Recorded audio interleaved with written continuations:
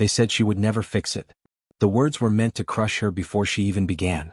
The laughter that followed was sharper than any blade, echoing off the walls of the workshop like a cruel chorus. But Marta stood in silence, her eyes fixed on the task ahead. Her jaw was clenched so tightly it hurt, the veins in her hands rising as she tightened her grip on the wrench. Every muscle in her body told her to ignore them, to focus on the machine before her, the stubborn, sabotaged engine that had been placed in her path like a trap. It was not just a mechanical challenge. It was an ambush wrapped in oil and rust. She knew this was never about skill. It was about humiliation. The owner of the workshop, Don Rogelio, had handed her the keys with an awkward smile, while beside him stood Esteban Lacayo, the arrogant millionaire in the immaculate gray suit. His words were deliberate and poisonous. "You will never have the ability." Then came the smirk. And then the laughter, a wave of it from the group of men standing nearby, some openly amused, others pretending to mind their work. Marta kept her focus on the engine. She had been in this world long enough to recognize the tone. The same old belief that a woman among iron and grease was nothing more than decoration. Her father's workshop had been her second home, the place where she learned the language of bolts, gears and timing belts. When illness claimed his health and they lost that shop, she refused to let the knowledge fade with it. She studied on her own, earned her certifications, passed exams her so-called peers would struggle to understand, and still, here she was, reduced in their eyes to someone playing dress-up with tools. She examined the connections carefully, tracing the wiring with methodical precision. Behind her, the taunts came again. "Better put a pink ribbon on that engine. Careful, she might break a nail." Every jab was another shove toward the edge of her patience. When she asked for a specialty tool, one mechanic leaned against the wall and laughed. "What's wrong? Going to cry, or do you want to pretend you're a real mechanic a little longer?" She did not look at him. If she gave him her eyes, she gave him power. Each time she identified a fault, they shifted the goalposts. Never enough. Never good enough. But Marta was not here for their approval. She was here for the memory of her father. For the years she had poured into her craft. For the opportunity she had fought for while others had it handed to them. She bent over the engine again, her fingers brushing a wire along the sensor line. Something was off. It was too deliberate to be an accident. The MAF sensor wire had been disconnected with precision. Her gut tightened. This was not neglect. This was sabotage. The truth only hardened her resolve. She reconnected the line with steady hands, careful not to rush. That was what they wanted, to push her into a mistake they could claim proved their point. From across the workshop, Esteban's voice cut through the air. "See? I told you this was a waste of time. Women are not built for this. This is real mechanics, not a kitchen game." The men laughed again, but a few looked away this time, their amusement dimming. Don Rogelio lowered his eyes, torn between his loyalty to a wealthy client and the knowledge that this had gone too far.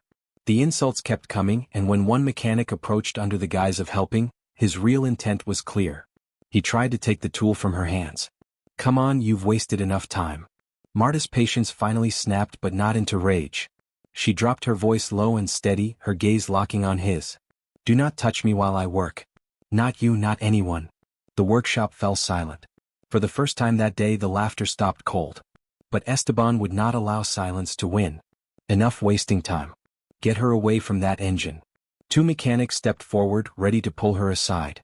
And then it happened. A deep metallic roar shook the floor as the engine sprang to life. The hood trembled. The room froze. Weeks of failed attempts undone in a single, deliberate moment. Esteban's eyes narrowed. "It is just luck.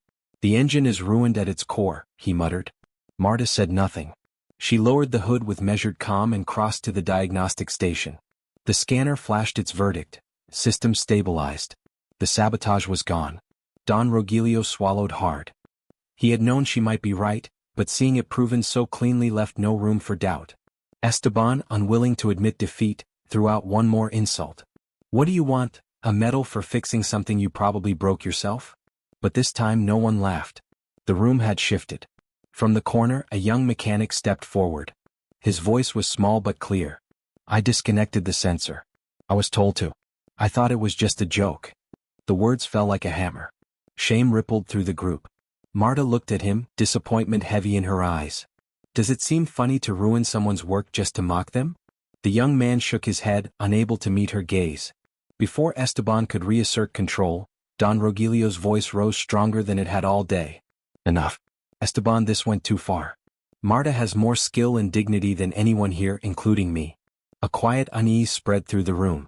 Marta pulled off her gloves slowly, wiped her hands on a stained rag and walked toward the door. No one moved to stop her. But just before she stepped outside, she turned back. "I am not here to convince you. I am here because I earned it. If you cannot accept that, the problem is yours, not mine." Her words landed harder than any raised voice. From the far side of the workshop, the oldest mechanic, his hair silver, his hands unsteady, walked toward her. "Forgive me, child. I laughed too, but I felt sick about it. You gave this workshop its soul back." That small apology cracked the wall. One by one, several others came forward, offering quiet, genuine apologies. It was not for show. It was not for anyone's approval. It was simply right. Esteban, humiliated and outnumbered, tried to recover. "This is not over. I will take my truck and never come back." But Don Rogelio stood firm. "Do what you want. Today she showed us who she is and you showed us who you are." In the weeks that followed, Marta was promoted to head mechanic. Not as a favor, not as a token gesture, but because she had proven herself beyond question. Customers returned, drawn not only by the repairs but by the respect the workshop now stood for. The young mechanic who had confessed was let go. Before leaving, he handed Marta a letter, an awkward but heartfelt thanks for teaching him that cruelty disguised as humor can destroy a career before it begins. Esteban never returned. Whispers of his arrogance and dishonor spread quickly through the community. His company began losing contracts, not because of the engine, but because people had seen the man behind the suit. And the video, yes, someone had still been filming, did go online. But it did not become the mocking clip they had intended. It became a testament to dignity, skill, and unshakable resolve. Because sometimes the loudest answer to mockery is not anger. It is competence. It is composure. It is the quiet, irrefutable truth that respect is not given, it is earned. The first days after her promotion felt strange. Not because Marta doubted herself, she had been ready for this role for years, but because the air in the workshop was different now. Where once there had been smirks and sideways glances, there was now a quiet, watchful respect. It was not immediate trust. Respect, once broken, takes time to rebuild. But each morning, when she walked in with her tool bag slung over one shoulder, the conversations did not fall silent in mockery anymore. They paused, as if the men were measuring themselves against the standard she had set. Some avoided her eyes still, ashamed of their part in what had happened. Others sought her guidance, not in a grand display, but in the small, subtle ways that spoke volumes. "Marta, could you check this wiring? I think I missed something. What torque should I set for this bolt?" In those moments she saw the beginning of change. Change not forced but earned. Yet, when she was alone, the memory of that day replayed in her mind in slow detail. Not the moment the engine roared to life, nor the applause that followed, but the words Esteban had thrown at her with such certainty. "You will never have the ability." She had heard variations of that line all her life. From the boys in school who laughed when she picked the technical drawing class over sewing. From the customers at her father's shop who asked to speak to the real mechanic when she stepped out to greet them. From relatives who told her a woman's place was anywhere but under the hood of a car. But there was one voice, long gone, that had always spoken louder than the rest, her father's. "Marta, an engine is like a person. If you listen long enough, it will tell you where it hurts. Most people just poke and prod, but you hear it breathe." She could still remember the smell of the shop, then a blend of oil, metal, and the faint sweetness of her father's coffee. He had never doubted her hands, even when they were small enough to fit inside the tightest engine spaces. It was his faith that carried her through every insult, every deliberate obstacle placed in her way. That day in the workshop had been for him as much as it was for her. Weeks turned into months and the workshop's reputation grew. People whispered about the woman who fixed the impossible engine. Some came just to see her work, skeptics at first, but most left as believers. One afternoon, a woman in her 60s walked in, holding her car keys in one trembling hand. Her eyes were sharp, but her voice was hesitant. "They told me you're the one to see. I have been to 3 shops and they all said it cannot be fixed." Marta took the keys gently. "Let me see it for myself." As she worked, she noticed 2 of the younger mechanics watching closely. Not to catch her fail, but to learn. They asked questions. They listened to her answers without cutting in. And for the first time, Marta realized the true weight of her role now, not just as a mechanic, but as someone breaking a pattern older than the building they stood in. But not everyone had faded quietly into acceptance. Esteban had not forgotten. Though he had kept away from the workshop, his presence lingered in rumors and the occasional sharp comment from a customer who clearly carried his influence. Then one morning he returned. Not with the same arrogance as before at least, not openly but with a calculated politeness that made Marta's instincts tighten. Behind him was a luxury sedan, gleaming but motionless, its engine clearly lifeless. "I was in the area," he said casually, "and I thought I would see if your talents extend beyond lucky accidents." The men in the workshop froze. This was the man who had tried to humiliate her in front of all of them. Now he was back not to admit fault but to challenge her again. Marta met his gaze. "Leave it here. I will let you know when it is ready." "I would prefer to watch," he replied smoothly. "After all, you may need my guidance." There was the same old Esteban. She worked in silence, the weight of his stare heavy but not crushing. As she diagnosed the issue, she saw the familiar signs: tampering. Not as obvious as before but deliberate nonetheless. And in that moment she understood. This was never about the car. This was about control. She looked up briefly. "Esteban, if you are here for another show, I am not interested. But if you want your car fixed, you will stand there and watch what real skill looks like." The words were calm but the message was sharp enough to cut. 2 hours later, the sedan's engine purred like it had never been touched. Esteban said nothing. He simply took the keys and left without so much as a glance back. But the silence spoke volumes. This time there had been no laughter. Only the sound of a man realizing he could no longer write the rules of someone else's worth. Thought for a few seconds. The next week, a girl showed up at the workshop door before opening hours. She held a worn backpack against her chest and tried to act taller than she was. Her name was Alma. She had seen the video. She wanted to learn. Marta studied the determination in the girl's eyes and recognized something familiar. A hunger that did not beg for permission. A need to build a life with her hands. "If you are here for magic, you will be disappointed," Marta said softly. "This is patience. This is repetition. This is listening to metal until it tells the truth." Alma did not flinch. "I am not afraid of work." So the mornings began earlier. Marta unlocked the shop while the sky was still gray and taught Alma to sweep the floor without stirring the dust, to lay out tools in a way that made sense to the hands, not just to the eyes. She taught her to notice sound before sight, to close her eyes and feel the vibration of an idling motor through the soles of her boots. The men watched, some curious, some skeptical, but no one laughed. They had learned what laughter cost. By the end of the first month, Alma could trace a wiring harness with her fingertips and name each connector by memory. She asked questions that were not timid. She made mistakes, owned them, and tried again. One afternoon, a delivery truck arrived half an hour early. The driver refused to wait. He leaned on his horn and barked out complaints about delays and incompetence. Alma tried to explain the schedule, but he cut her off with a gesture that was meant to dismiss. Marta stepped between them. Her voice did not rise. "You will lower your voice. You will speak with respect. We will accept the delivery now and you will sign the receipt when it is complete. If this does not work for you, you may leave now and return another day with your manager." The driver blinked, deflated by the absence of anger and the presence of control. He nodded. He signed. He left quieter than he arrived. Alma looked at Marta with something like awe. "You did not shout," she said. "You did not argue. You did not explain yourself too much. You just set the rules." Marta smiled, faint and tired. Respect is a boundary you place before words. Once it is on the ground, you only need to point to it. Customers began to ask for Marta by name. Some asked for Alma as well. The old mechanic with the silver hair, whose name was Julian, took to standing near the entrance, greeting visitors with a warmth that made even the frustrated ones slow down. The workshop that had once been an echo chamber of jokes now hummed with a different rhythm, steady, professional, human. Don Rogelio changed too. He created a written code of dignity and taped it on the wall where the grease stains could not hide it. No insults. No sabotage. No touching anyone without consent. No jokes that punched down. Violations meant days off without pay, then dismissal. He asked Marta to look it over. She made one correction. She crossed out, "No touching anyone without consent," and rewrote it. "Keep your hands to your work and your eyes on your task. Colleagues are not things." He left it as she wrote it. News of the change traveled. Not in the loud way of scandals but in the quiet way of trust. A fleet manager from a local delivery company reached out with a service contract proposal. The contract was large enough to keep the shop busy for months, maybe longer. It required proof of efficiency and an audit of processes. The audit filled the team with nerves. Clipboards made people clumsy. Stopwatches made confidence evaporate. But Marta gathered the crew the night before and spoke simply.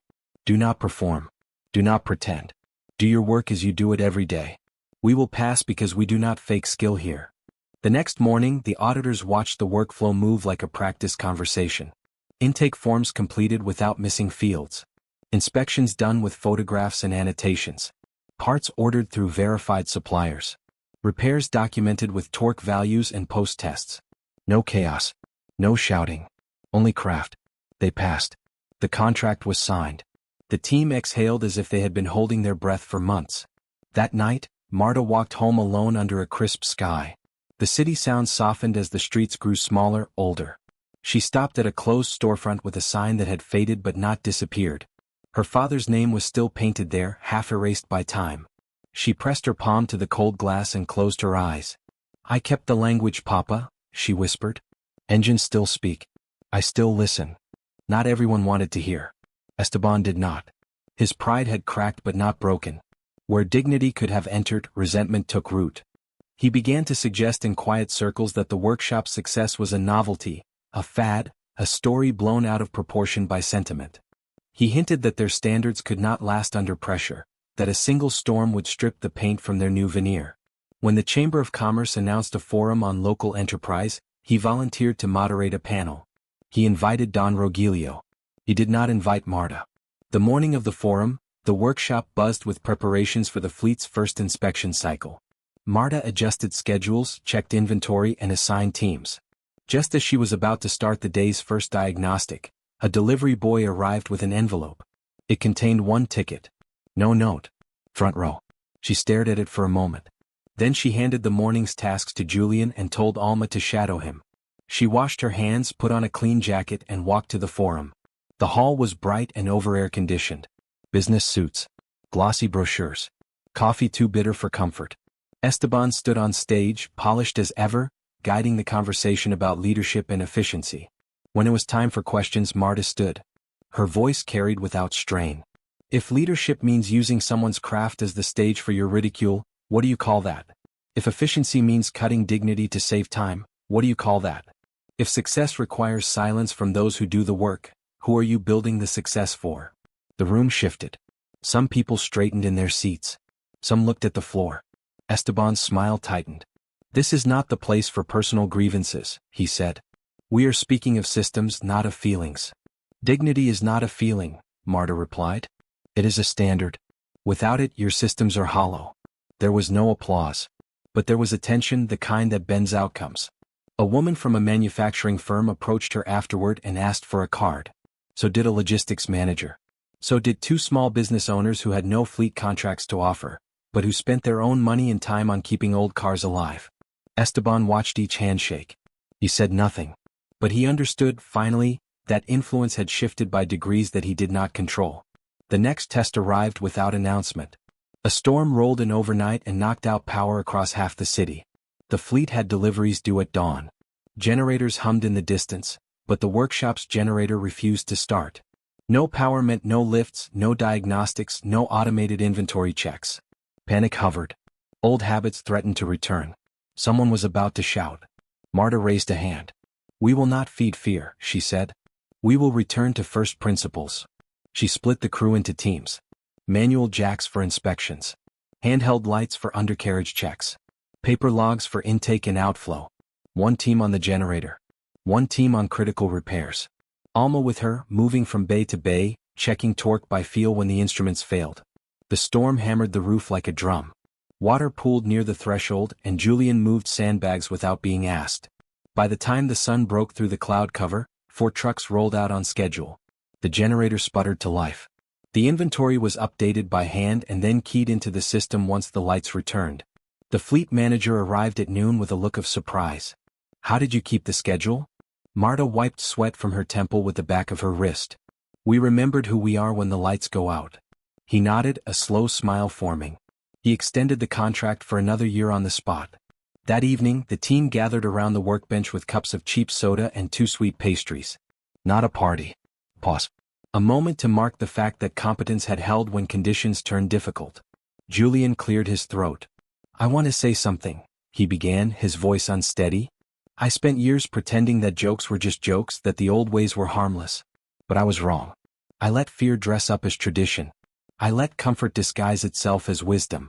I do not want to be that man again. No one clapped. No one needed to. The apology settled into the room like a promise. Alma looked at Marta and then at the men.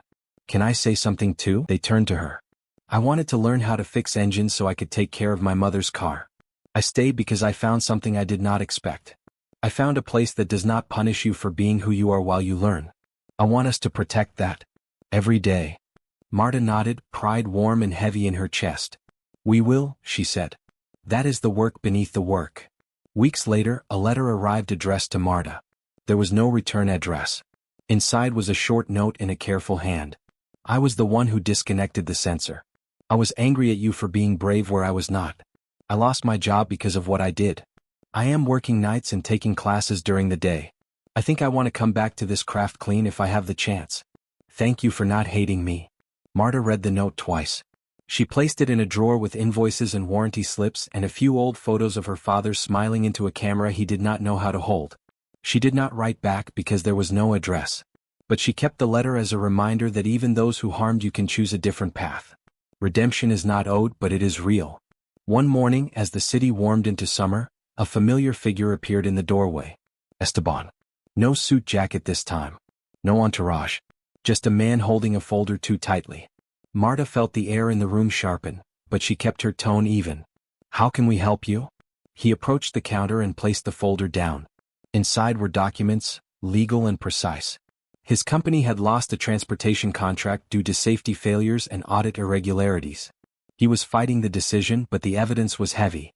I came to ask for an inspection of my personal vehicle, he said, eyes fixed on the folder. A comprehensive one. I want the documentation to be beyond dispute. She understood what he was asking. He wanted the credibility of the very place he had tried to diminish. He wanted the stamp he could not buy. Marta considered him. Not the man who had laughed, but the man who stood now, stripped of certainty. We will inspect your car, she said. You will receive the same service every customer receives. No more. No less. He nodded once. The transaction was ordinary. The feeling was not. The team performed the inspection by the book. Findings were documented. Repairs recommended. Nothing exaggerated. Nothing softened. When Esteban returned for the report, he read it in silence. He did not argue. He did not posture. He signed and left. As the door closed, Alma whispered almost to herself, people change slowly. Or they do not change at all. But sometimes they stop hurting others even if they are not yet good. Marta rested her hands on the counter and allowed herself a long breath. We are not here to manage his soul, she said. We are here to keep our standards. On the anniversary of her promotion, the team replaced the old clock above the entrance with a flat plate of brushed steel. On it, Julian had etched a line he said came to him after a night of listening to rain. Respect is the first repair. Customers asked about it. Some nodded and smiled. Some looked puzzled and then thoughtful. Everyone felt it when they stepped inside. Because the laughter that once lived in the corners had been replaced by something sturdier. Not perfection. Not performance. A discipline of dignity. Marta still worked with her sleeves rolled up and her hair tied back. She still preferred the feel of a socket wrench to the click of a keyboard. She still listened to engines the way her father had taught her, with patience and attention and the humility to learn something new every day. And when a young woman came in with oil on her knuckles and questions in her eyes, Marta smiled the same small, steady smile she had given Alma. If you are here for magic, you will be disappointed, she said. This is patience. This is repetition. This is listening until the machine tells you where it hurts. If you can do that, you can stay. The young woman nodded. The shop door swung shut behind her, soft as a seal on a promise. Engines came and went. Storms came and went. People tried and failed and tried again. And the world kept learning, one repair at a time, that the quiet answer to contempt is competence, held steady. That the honest answer to sabotage is transparency, written down and signed. That the only answer to a voice that says, you will never have the ability, is the life you build line by line, bolt by bolt, day after day, until even your doubters have to read the evidence you left behind. Respect is the first repair. The rest follows if you refuse to let it break.